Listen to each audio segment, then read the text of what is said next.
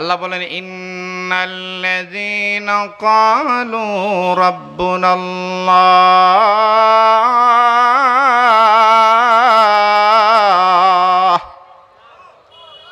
আমাদের রব কে ভাই? আরো জোরে। আল্লাহ বলেন যারা একথা স্বীকৃতি দিয়েছে তাদের রব আল্লাহ, দিন মেনে নিয়েছে, ইসলাম মেনে নিয়েছে, পুরাপুরি দিনদার হয়েছে, আর সেই দিনদারি হালত তার জীবনের সর্বক্ষেত্রে বাস্তবায়নের জন্য দিনে অবিচল থেকেছে। সুম্মাস্তাকামু, শুধু আল্লাহ বলেই এই কথার উপরে, দিনের উপরে অবিচল থাকে নাই, বরঞ্চ যা বলেছে বাস্তবে তা আমলে পরিণত করেছে। দিনের সব বিষয়গুলি বাস্তব জীবনে আমলে পরিণত করার জন্য অবিচল থেকেছে। আমার মওলা বলেন, দিনদার মুসলমানরা, যদি আমি আল্লাহর দ্বীনকে সঠিকভাবে মানো আর আমলে বাস্তবে পরিণত করতে পারো, ইস্তেকামত থাকো, বিভিন্ন পরীক্ষার সম্মুখীন হবে।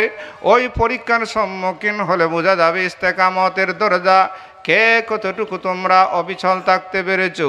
আমি আল্লাহ ঘোষণা করলাম, তোমাদের দুনিয়ার এই জীবনে কিছু বিপদের কিছু অবস্থান আছে, পরজগতেও আছে, বিশেষ করে কয়েকটি যে বিপদের বিশেষ মানজিল অবস্থান, ওই বিশেষ বিশেষ জায়গায় আমি আল্লাহ রহমতের ফিরিস্তা দ্বারা তোমাদেরকে সাহায্য করব। জুড়ে বলেন সুবহানাল্লাহ। তাহলে আমাদের রব আমরা সকলেই ঘোষণা করে কে? আরো জোরে বলেন ভাই। আমার ভাইরা, আসমান জমিন কুল কায়নাতের মালিক মহান রব্বুল আলামিনকে আমরা মেনে নিয়েছি, তিনি আমাদের রব, তিনি আমাদের সব কথা ঠিক কিনা? নিয়মিত সব সময় আমরা নামাজ পড়লে সে রবের স্বীকৃতি জানাই, আলহামদুলিল্লাহি রাব্বিল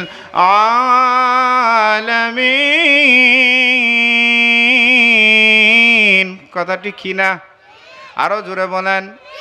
তবে রব শুধু মুসলমানের রব না, আমাদের সেই মহান আল্লাহ তামাম কুল কায়নাতের রব। কথা ঠিক কিনা?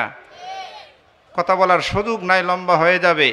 দেখেন এখানে আলামিন বলেছেন, আলহামদুলিল্লাহি রাব্বিল মুসলিমিন, মুমিনিন বলেছেন। আরো জোরে বলেন না, কথা বুঝেন না আমার। কি বলেছেন? আলহামদুলিল্লাহি রাব্বিল, আরো জোরে। মুসলিমিন বলেন নাই, মুমিনিন বলেন নাই।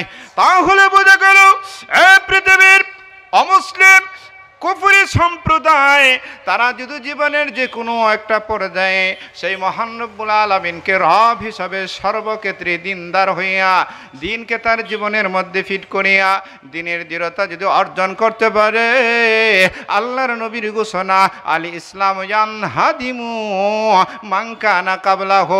একটা কট্টর কাফির 70 বছর হয়েছে, 80 বছর হয়েছে, ওই কট্টর কাফির যদি সে কলেমা পড়ে লা ইলাহা ইল্লাল্লাহু মুহাম্মাদুর রাসূলুল্লাহর সেই স্বীকৃতি দেয়, মহান প্রভু রব্বুল আলামিন বিশ্বনবীর হাদিসের মাধ্যমে শুভ সংবাদ জানিয়ে দিয়েছেন, ওই লোকটার অতীতের গুনাহগুলো মাফ করে তাকে জান্নাতের উপযুক্ত বানাইয়া মুসলমানের তালিকায় এনে জান্নাতের দফতরে তার নামটাকে ঘোষণা করে দেওয়া হবে।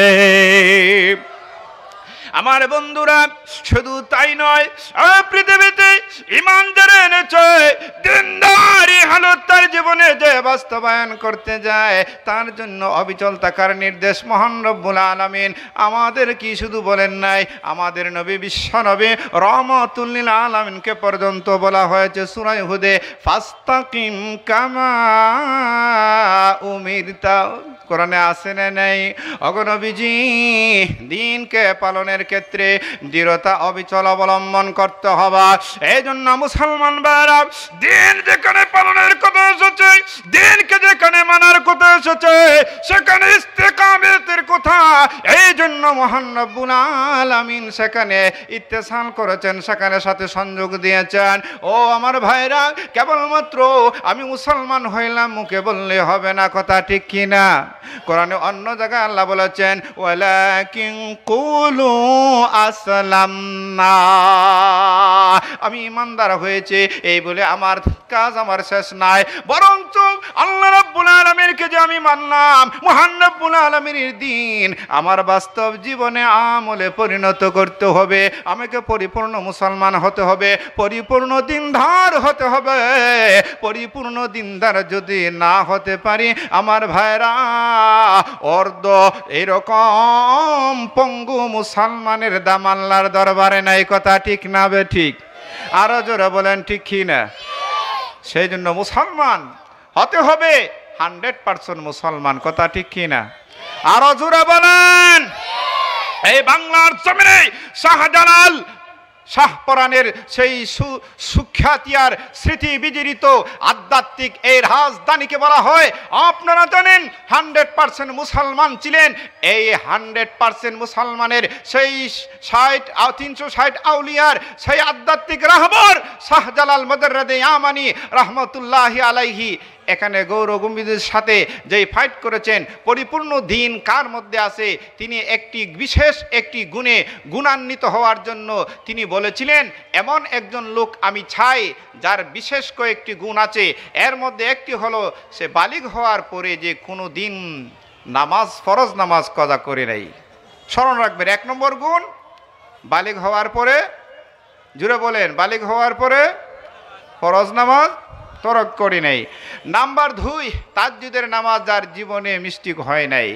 নাম্বার 3 আসরের সুন্নত নামাজটাও জীবনে কোনোদিন মিস্টেক করে নাই। নাম্বার 4 নারীর দিকে যিনি কুদৃষ্টিতে তাকায় নাই, এমন একজন মর্দে মুজাহিদ আমি দেখতে চাই যে আল্লাহু আকবারের ধ্বনি দেবে, আযান দেবে, রাজা গৌর গোবিন্দের 7 তলা দেশে সিলেটের জমিনে আল্লাহর দিন নারায়ে তাকবীরের মাধ্যমে আল্লাহর দিন বুলন্দ হয়ে যাবে। কথা ঠিক কিনা?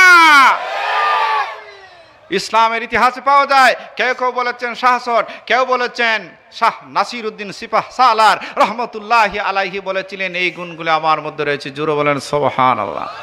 আরো জোরে।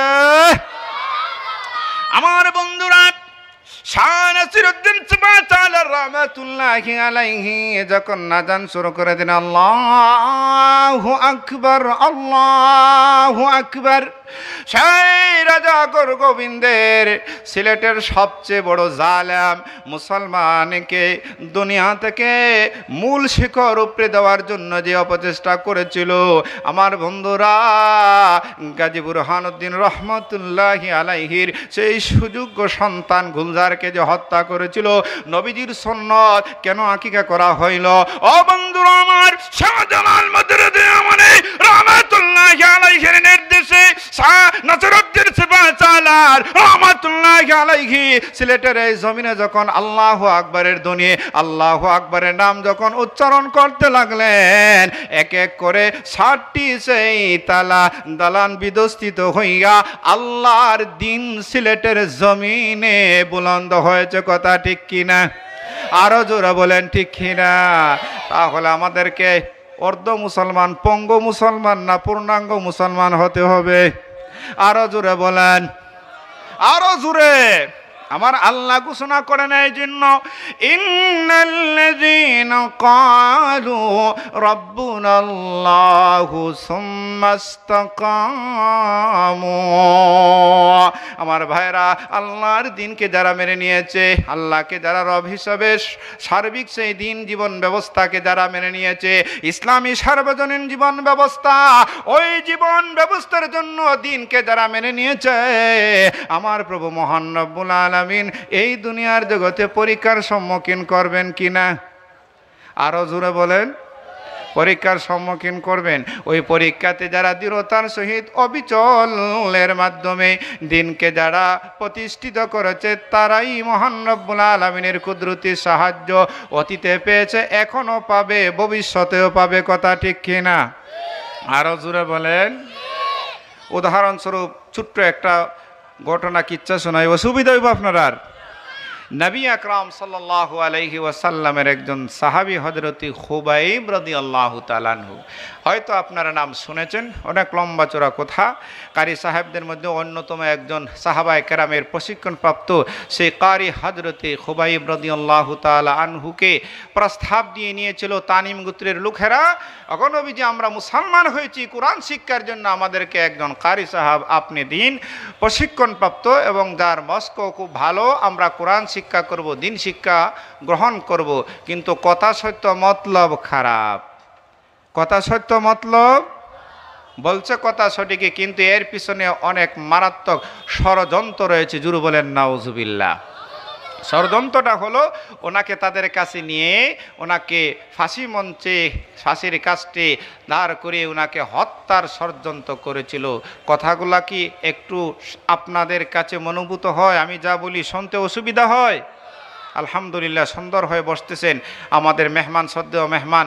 ওনাকে রেখে আমি কথা বলাটি সমচুন মনে করি না। এরপর একটু সুযোগ যেহেতু পাইছি, আপনাদের আন্তরিক দোয়া হুজুরাতের ফয়েজ হাসিলের জন্য একটু কথা বলছি। মুআজ্জাজ হাজিরিন, খুবাইব রাদিয়াল্লাহু তাআলা আনহু যাই হোক সেখানে চলে গেলেন তালিমে কোরআনের জন্য, কিন্তু গভীর ষড়যন্ত্র সেখানে তারা পাতিয়ে রেখেছে। এবার খুবাইবকে বলছে তারা, এই খুবাইব শোনো, তোমাকে আমরা এখানে এনেছি, কিন্তু আমাদের একটা দাবি আছে, সেই দাবি যদি তুমি পূরণ করো তোমাকে আমরা অতি সহজে জান মাল নিরাপত্তার সহিত তোমার সেই মাসুক মুহাম্মদের কাছে আমরা নিরাপদে পৌঁছিয়ে দিব। কি, আপনারা তো আমাকে এনেছেন এখানে কোরআন শিক্ষা দেওয়ার জন্য। তারা বলল, এটা আপাতত অফ রাখো। খুবাইব শোনো, খুবাইব রে, এই মুহূর্তে দাঁড়াও, দেখো তাকিয়ে মাথার উপরে। খুবাইব, ওই যে ফাঁসির মঞ্চ তৈরি করা হয়েছে, খুবাইব রে, ওই ফাঁসি মঞ্চে তোমাকে এবার দাঁড় করাইয়া তোমাকে হত্যা করা হবে। খুবাইব, একটি শর্তে তোমাকে এই মুহূর্তে আমরা মুক্তি দিতে পারি। খুবাইব রে, তুমি যদি বলো তোমার পরিবর্তে তোমাদের নবী বিশ্ব নবীকে ফাঁসি মঞ্চে দাঁড় করিয়ে হত্যা করা হবে। জুড়ে বলেন নাউজুবিল্লাহ। সম্ভব? আরো জুড়ে বলেন সম্ভব? সাহাবায়ে কেরাম এটা মানবেন? আমরাও? আরো জুড়ে বলেন সুম্মাস্তাকামু। বন্ধুরা আমার, আল্লাহর নবীর সাহাবী হযরত খুবাইব রাদিয়াল্লাহু তাআলা আনহু তাদের এই কথা শুনে দায়িত্বহীন কণ্ঠে সিংহের ন্যায় গর্জন হুঙ্কার দিলেন, এ কাফিরের বাচ্চারা শোনো, এত বড় সাহস করেছ আমার পরিবর্তে এই মুহূর্তে বিশ্ব নবী রাহমাতুল লিল আলামিনকে ফাঁসির মঞ্চে দাঁড় করিয়ে হত্যা করা হবে। আমি শুধু এই কথাটা বলে দিলে আমার নাজাত হয়ে যাবে। শোনো, আমি খুবাইবের গায়ে এক বিন্দু রক্ত যতক্ষণ পর্যন্ত থাকবে, আমার মাসুক নবী বিশ্ব নবী রাহমাতুল লিল আলামিনের পায়ে একটা কাঁটা বিদ্ধ হবে, আমি খুবাইব সেটা সহ্য করতে পারবো না। তো বলেন সুবহানাল্লাহ। ওরা বলছে, খুবাইব এত হুঙ্কার দিলে কাজ হবে না। খুবাইব রে, তোমাকে আমরা ফাঁসি মঞ্চে দাঁড় করে হত্যা করবই করব, তোমাকে আমরা আর মুক্তি দিতে পারি না। হযরত খুবাইব রাদিয়াল্লাহু তাআলা আনহু ফাঁসি মঞ্চে দাঁড় হয়ে যাওয়ার পরে কাঠগড়ায় সেখানে মঞ্চস্থ হওয়ার আগে বললেন, ঠিক আছে, আমাকে 2 রাকাত নামাজ পড়ার সুযোগ দাও। জোরে বলেন সুবহানাল্লাহ। মুসলমানরা বিপদের সময় কাকে ডাকবে? আরো জোরে বলেন, কাকে ডাকবে? পীর সাহেবের কাছে, বাবা ল্যাংটা সার কাছে, কার কাছে ডাকতে হবে? মাঝে মধ্যে শুনি, মাঝে মধ্যে গাড়ি করে আমাদের রোডে আসা যায় তো বাবার দরবারে, একটা ছেলে দে রে বাবা, একটা ছেলে দে, কামাই করবার আশা নাই রে আব্বা ডাকবো খে। বাবায় আব্বা বাবায় ছেলে দিতে পারে? আরো জোরে বলেন, সব কিছুর ক্ষমতা কার হাতে? আমার বন্ধুরা, হযরত খুবাইব রাদিয়াল্লাহু তাআলা আনহু চিন্তায় পড়ে গেলেন, মূল জায়গায় মেসেজটা পৌঁছায়া দেয়। আমার আল্লাহ মহান রব্বুল আলামিন তো সার্বক্ষণিকভাবে বান্দার সাহায্য সহযোগিতা আছেন।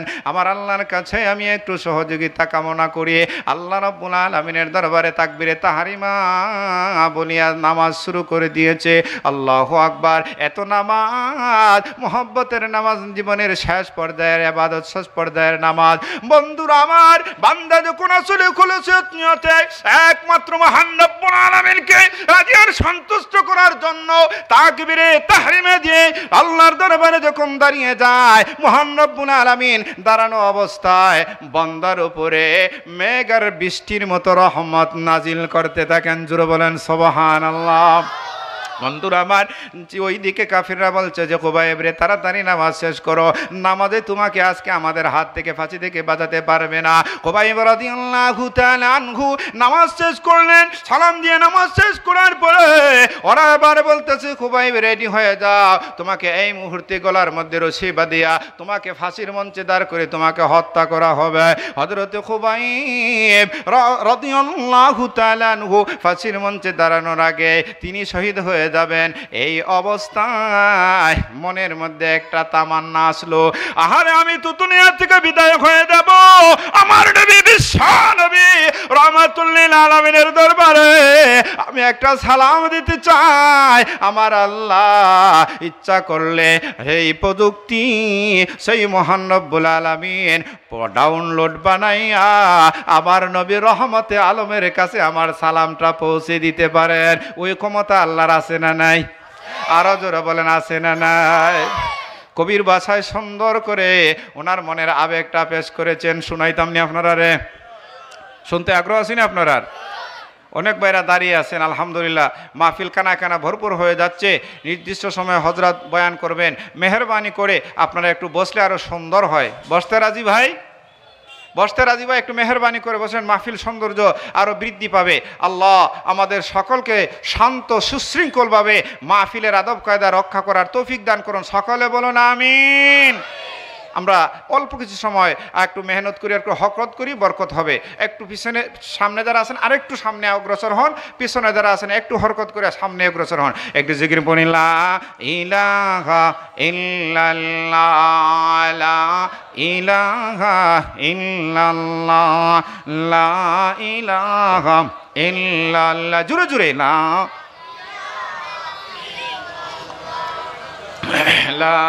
ইলাহা লা ইলাহা লা ইলাহা ইল্লাল্লাহু মুহাম্মাদুর রাসূলুল্লাহ। বন্ধুরা আমার, বলতেছিলাম হযরত খুবাইব রাদিয়াল্লাহু তাআলা আনহু ফাঁসি মঞ্চে এখন মঞ্চস্থ হয়ে যাবেন। ফাঁসি মঞ্চে এবার ওনাকে উঠাইয়া হত্যা করা হবে।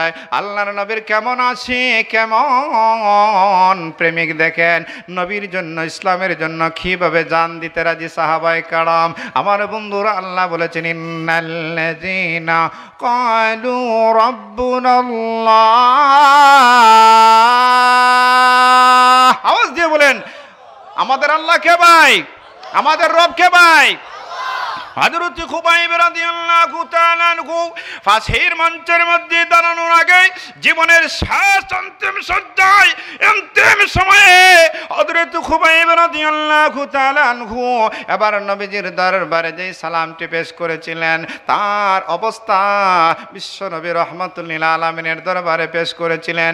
কবির ভাষায় সুন্দর করে বর্ণনা করেন, মই দৌর মজবুর হয় সাইয়্যিদে আলম, মই দৌর মজবুর হয় সাইয়্যিদে আলম, दीदार देखा दे तू आवाज सुना दे, दीदार देखा दे तू आवाज सुना दे, रक़सर से बुर्क़ा का जरा पर्दा उठा दे, रक़सर से बुर्क़ा का जरा पर्दा उठा दे, लिल्लाहि मुझे हुस्न खुदा दाद देखा दे, लिल्लाहि मुझे हुस्न खुदा दाद देखा दे मैं तालिब मौला खबर अश्क निराला मैं तालिब मौला खबर अश्क निराला जुमला जहां जिसके तजल्ली से उजाला जुमला जहां जिसके तजल्ली से उजाला बंधुरा আমার হযরত খুবাইব রাদিয়াল্লাহু তাআলা আনহু ফাঁসি মঞ্চে দাঁড় হয়ে যাবেন দুনিয়ার জীবন থেকে পরজগতে চলে যাবেন এই মুহূর্তে বিশ্ব নবী রাহমাতুল লিল আলামিনের সাথে কেমন মারিফত কেমন মহব্বতের নজিরটা জানিয়ে দিতে চান কবির ভাষায় বলা মিয়ানে আশিক মাসুকেরা রুমুজাত মিয়ানে আশিক মাসুকেরা রুমুজাত কিরামান কাতিবিরা हम खबर ने उल्फत में बराबर है वफा हो के जफा हो उल्फत में बराबर है वफा हो के जफा हो हर चीज में लज्जत है अगर दिल में मजा हो हर चीज में लज्जत है अगर दिल में मजा हो कथा ठीक ही ना भाई অন্তর দ্বারা মন দিয়া সাহাবায়ে কেরাম নবীজিকে ভালোবাসতেন দিনকে ভালোবাসতেন কথা ঠিক কিনা হযরত খুবাইব রাদিয়াল্লাহু তাআলা আনহু নবীজির খেদমতে যখন সালাম পেশ করেছেন আল্লাহু আকবার সিরাতের কিতাবে কিতাবুল মাগাজির মধ্যে পাওয়া যায় জিবরিল মারফতে মহান রব্বুল আলামিন তার প্রিয় হাবিব বিশ্বনবী রাহমাতুল লিল আলামিনের কাছে যখন সালামটা পৌঁছিয়ে দিয়েছেন আল্লাহর নবী টপ টপ করে চোখের পানিগুলো ছেড়ে দিয়ে সাহাবায়ে কেরাম কে বলতেছেন আর নবীজি সালামের জবাব দিয়েছেন ওয়ালাইকাস সালাম ইয়া খুবাইব জুরু বলেন সুবহানাল্লাহ সাহাবায়ে কেরাম বুঝতে পারলেন না জিজ্ঞাসা করলেন আগো নবীজি আপনি দেখা যায় এই অবস্থায় আমরা সামনে কাকে আপনি সালাম দিচ্ছেন আমরা তো বুঝতে পারলাম না আপনার এই যে অতর্কিত হঠাৎ করে এরকম ভাবে যে প্রস্তুত না কে আসলো কাকে উদ্দেশ্য করে সালামের জবাব দিলাম কে সালাম দিল আমরা তো বুঝতে পারলাম না আপনি এইভাবে প্রস্তুতবিহীন অবস্থায় কাকে সম্বোধন করে সালামের জবাব দিলেন আল্লাহর নবী বিশ্ব নবী রহমতুল আলম বানান সাহাবীরা এই মুহূর্তে আমার একজন আছে হযরত খুবাইব তামিম নামক গোত্রের ঘাতকদের হাতে এই মুহূর্তে ফাঁসির মঞ্চে মঞ্চস্থ হয়ে শহীদ হয়ে জান্নাতের তামান্নায় সারাবান্ত হুরা পান করে জান্নাতের চিত্রটা খুবাইবের সামনে হাজির করে দিয়েছেন মহান রব্বুল আলামিন বলেন সুবহানাল্লাহ আমি দেখছি ওই খুবাইবের পক্ষ থেকে আমাকে সালাম দেওয়া হয়েছে জীবনের শেষ পর্যায়ে আমি বিশ্বনবী রহমতে আলম তার সালামের জবাবটা দিলাম জোরে বলেন সুবহানাল্লাহ আমার বন্ধুরা সাহাবায়ে কেরাম এইভাবে জীবন দিয়েছেন আম্বিয়া আলাইহিস সালাম দিনের জন্য জীবন দিয়েছেন কেননা দিনকে যারা পালন করেছে সঠিকভাবে তাদের মধ্যে পরীক্ষা আসবে তারা আরো জ্বলন্ত প্রমাণ বর্তমান বিশ্বের সবচেয়ে বড় মজলুম নির্যাতিত মুসলমান বার্মার রোহিঙ্গা ঠিক কি না আরো জোরে বলেন ওরা কোথায় কিছু কিছু সেই নির্যাতিত মানুষ আমাদের আশপাশে আছে না নাই কোন দেশে আছে আস্তে আস্তে যে কথা বলেন কোথায় আছে ওরা মুসলমান যুগে যুগে নির্যাতিত হয়েছে হবে তবে সেই মুসলমান যদি সিংহের ন্যায় সিংহের যদি গর্জে উঠে মুসলমানকে সেই অমুসলিমরা পরাজিত করতে পারবে না আমার ভাইরা কথা লম্বা হয়ে যাবে ছোট্ট একটা উদাহরণ দিয়ে একটা কথা বলি অসুবিধা হবে আপনারা মুআজ্জাজ হাজিরিন মুসলমানরা তাদের হৃদয়ের মধ্যে আল্লাহর নাম আছে আর আল্লাহর নামের জিকির যার অন্তরে আছে তারা জিন্দা না মুর্দা আরো বলেন আরো জোরে বলেন না আর যাদের অন্তরের মধ্যে আল্লাহর নাম নাই তারা তাহলে মুর্দা মানুষ কথা বলতে পারে নড়াচড়া করতে পারে ওরা তো নড়াচড়া করে কি না এর পিছনে ছোট্ট একটা ইতিহাস আছে সংক্ষেপে বলবো শুনতে রাজি এক বাদশার একটা হাতি মারা গেছে কি মারা গেছে কথা বলেন হাতি যখন মরছে মরার পরে হাতি গরু মহিষ মরার পরে আর নড়াচড়া করে কথা বলেন এখন দেখা যায় হাতি না নড়াচড়া করে, বিকালবেলা নড়াচড়া করে। তো বাদশার নাগরিক যারা আছে ওরা বলল, বাদশা মহারাজ শুভ সংবাদ, বোধ হয় আপনার হাতিরা জীবিত হয়ে যাবে, আপনি ভাগ্যবান, তাই আপনার হাতিটা নড়াচড়া করে। কি বলছো? হাতি মরে যাওয়ার পর আর তো নড়াচড়া করার কথা নয়, কথা ঠিক কি না? তো বাদশার উজির নাজির এরকম মন্ত্রী, কূটনৈতিক একটু সুশিক্ষিত এবং বুদ্ধিজীবী যারা, তারা বলতেছে আসলে বা হাতি মরে গেছে, এটা তো আবার নড়াচড়া করিয়া জীবিত হওয়ার কথা নয়, এর পিছনে কোনো কিছু গুরু রহস্য আছে না নাই?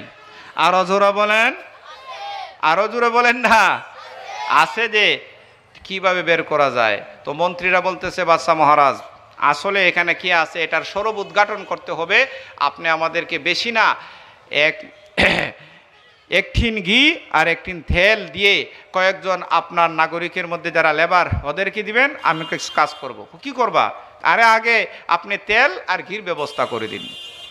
তেল আর ঘির ব্যবস্থা হলো, এবার লেবার দিয়া কিছু লোক দিয়া হাতির পাছার পিছনের রাস্তার দিকে ঘি আর তেল দ্বারা আস্তে আস্তে মেসেজ করা হচ্ছে। আমার কথা কি বুঝতেছেন? যদিও কথাটা একটু কৌতুকের মতো হয়, কিন্তু অত্যন্ত গুরুত্বপূর্ণ নসিহত আছে এখানে। আমার ভাইরা, আসলে ঘটনা কি জানেন? হাতি যখন বিকালবেলা মরছে, কুত্তা মিস্টার ডগ সে খাওয়ার জন্য ওই হাতিকে কামড় দেয়। যেই দিকেই কামড় দেয় এইদিকে শক্ত, সে আর ওইটার গোস্ত খাইতে পারে না।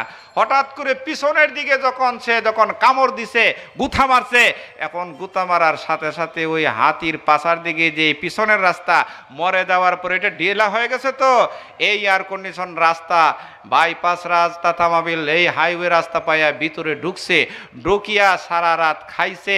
খাওয়ার পরে এবার যখন সেই হাতি সকালবেলা সূর্যের যখন তাপ তার পিছনের রাস্তায় লাগছে, পিছনের রাস্তা কি হয়ে গেছে? টাইট হইয়া, আরো জোরে বলেন, বন্ধ না খোলা? বন্ধ। এখন বন্ধ হয়ে যাওয়ার কারণে হাতির পেটের ভিতরে এই কুত্তার বের হইতে, কথা বলেন, বের হইতে পারে? আসলে হাতি, মরা হাতি নড়ে না, মরা হাতির পেটের ভিতরে কুত্তা নড়ে। বুঝেন না মনে হয় আমার কথা? একটু জোরে বলেন না, হাতি নড়ে না কুত্তা নড়ে? এবার হাতির পাছার মধ্যে যখন মালিশ করা হলো তেল আর ঘি দিয়ে, এবার দেখা যায় হাতির পেটে পিছনের রাস্তা যখন আবার একটু ফাঁকা হয়ে গেছে, খোলা হয়ে গেছে, সেই হাতির পিছনের রাস্তার দিক থেকে এবার কি বের হয়ে গেছে? কুত্তা বের হয়ে গেছে।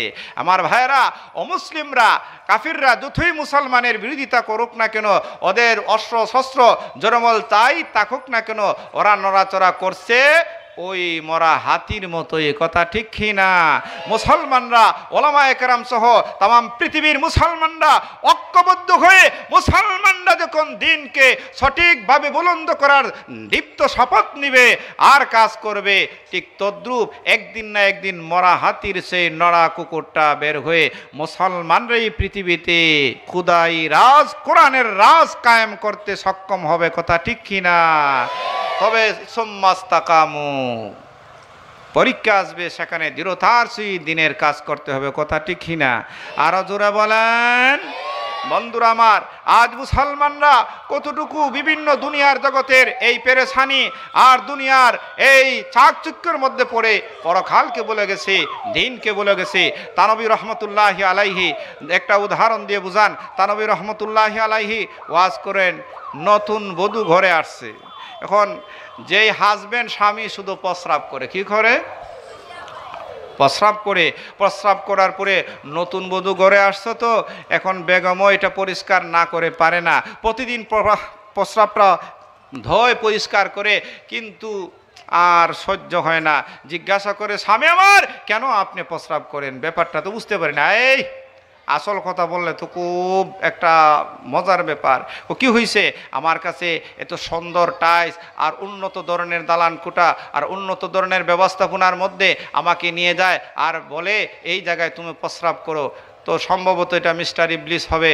তো বলতেছে তার স্ত্রী, শুনেন তো আমাদের তো টাকা পয়সারও দরকার আছে, আগামীকাল যদি বলে যে না এইভাবে প্রস্রাব করবো না, সুতরাং আমাকে কিছু টাকা দিতে হবে। কি দিতে হবে? আরো জোরে বলেন। এই অবস্থায় মুআজ্জাজ হাজিরিন বলার জন্য আমরা আজকে কোথায় আছি? আমরা এই দুনিয়ার চাকচিক্যের মধ্যে পড়িয়া দুনিয়ার জীবনের সকল মজাকে আমরা গ্রহণ করার জন্য পরকালকে আমরা ভুলে গেছি। এই লোকটা কতটুকু অগ্রসর হয়েছে তানবী রহমতুল্লাহি আলাইহি ওয়াজ করিয়া বুঝান। এখন পরের দিন সে যখন তার সাথে দেখা হয়েছে বলছে, এই বেগম খুব রাগে ফেটে অগ্নি শর্মা, আজকে কিন্তু এভাবে তোমাকে ছাড় দেওয়া যায় না। বেগম বলছে এই বস্তা ভরিয়া ঠেকা দেওয়ার জন্য। অসুবিধা নাই, 2 বস্তা ভরিয়া বস্তার মুখ শক্ত করিয়া ভান দিয়া এবার বস্তা তার গাড়ির মধ্যে দিছে। এখন আমাদের হবিগঞ্জে ভাষা বলা হয় বেউ, আপনারা কি বলেন? ভার বোঝা উঠানোর জন্য এটা দিয়া যখন এবার দেখা যায় সে যখন ভার বহন করতে চাইছে টাকার বোঝায়, অন্যদিন করতো পেশাব, আজকে কি করছে? আরো জোরে। সকালবেলা স্ত্রী যখন দেখি খবর কি খবর, আরে আজকে তো মজার খবর হয়েছিল, কিন্তু আর দেখে বিছানার অবস্থা আগে ছিল তো ভিজা, এখন তো দেখা যায় আঠা আঠা। এখন এই অবস্থা কি? বেগম সর্বনাশ হয়ে গেছে, টাকার অবস্থা চলে গেছে। টাকার অবস্থা গেল কই? আমার ভাইরা, তানবী রহমতুল্লাহি আলাইহি উল্লেখ করেন, ও দুনিয়ার জগৎবাসী, যেমনিভাবে এই লোকটা দিন দিন এতটুকু অগ্রসর হইয়া টাকার অবস্থা নেওয়ার জন্য শেষ পর্যন্ত পেশাব থেকে পায়খানাত অগ্রসর হয়েছে, এই দুনিয়ার নাফাক আর গন্দিগি আর পাছা দুনিয়ার জন্য যারা দিনকে ছেড়ে দিয়েছে ওরা ক্ষতিগ্রস্ত হচ্ছে। কথা ঠিক কি না? আরো জোরে বলেন। রাসূল বলেছেন, সকালে ইমানদার বিকালে বেঈমান। এই যুগটা চলে আসে, সততার আজকে কোনো গুণ আমাদের মধ্যে নাই। কথা ঠিক কি না আমার ভাইরা? সেজন্য আসুন আমাদের সকলকে পুরোপুরি দিনদার হতে হবে। সুম্মাস্তাকামু, আমরা যদি পরিপূর্ণ সেই দিনকে পালন করি, মহান রব্বুল আলামিন আমাদেরকে ধাপে ধাপে বিভিন্ন ক্ষেত্রে আল্লাহ সাহায্য করবেন। সেই মহান রব্বুল আলামিন অতীতে যেমনিভাবে সাহায্য করেছিলেন, ওই আল্লাহ 1400 বছর আগে বা শত সহস্র বছরের আগে খোদা এখনো আসছেন না নাই? আরো জোরে বলেন। এই জন্য ইসলামের রেনেসার কবি সুন্দর করে বলেছেন, আলহামদুলিমান কাদ্দারা খাইরা ওয়া খাবালা, আলহামদুলিমান কাদ্দারা খাইরা ওয়া খাবালা, ওয়াশ-শুকরু লিমান সাওয়ারা হুসনা ওয়া জামালা, ওয়াশ-শুকরু লিমান সাওয়ারা হুসনা ওয়া জামালা, ফারদুন সামাদুন আন সিফাতিল খালকি বারিউ, ফারদুন সামাদুন আন সিফাতিল খালকি বারিউন, রাব্বুন আযালিয়ুন খালাকাল খালকা কামালা, লা জিদ্দা ওয়ালা নিদ্দা ওয়ালা হাদ্দা লিমাওলা। পড়েন, লা জিদ্দা ওয়ালা নিদ্দা ওয়ালা হাদ্দা লিমাওলা, আল আনা কামা কানা ওয়ালাম ইউলকা জাওয়ালা, আল আনা কামা কানা ওয়ালাম ইউলকা জাওয়ালা। ও মুসলমান ভাইরা রে, ও আমার মুসলমান ভাইরা, আমরা আজকে কেন আমরা সর্বহারা হয়ে গেলাম?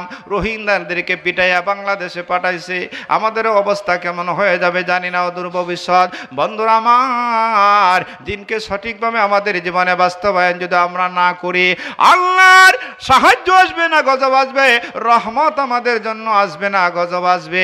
এই জন্য পরিপূর্ণ আমাদেরকে দিনদার হতে হবে।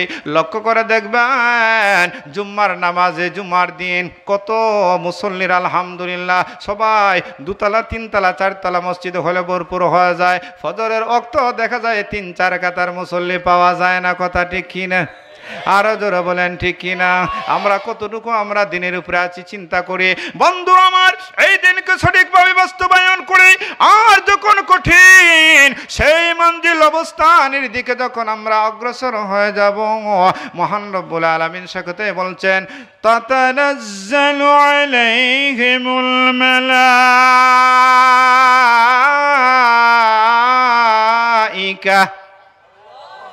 ألا تخافوا ولا تحزنوا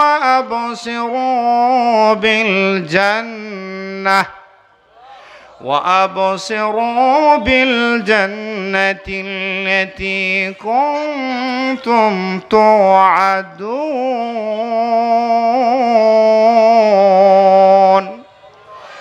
মৃত্যু সবাই আমাদের সকলের একদিন মরতে হবে কিনা? সবার জন্য সকরাত একদিন হবে কিনা? আরো জোরে বলেন, মৃত্যুর হাত থেকে কেউ রেহাই পাবে